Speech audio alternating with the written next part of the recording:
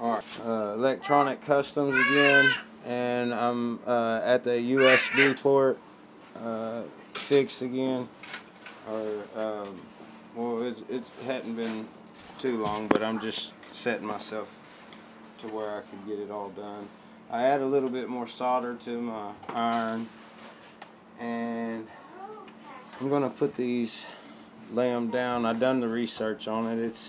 It's the red pin first. See, I'm gonna show y'all that these pins, if you get it over here, you can see once you touch these. I need a little bit more solder on my iron.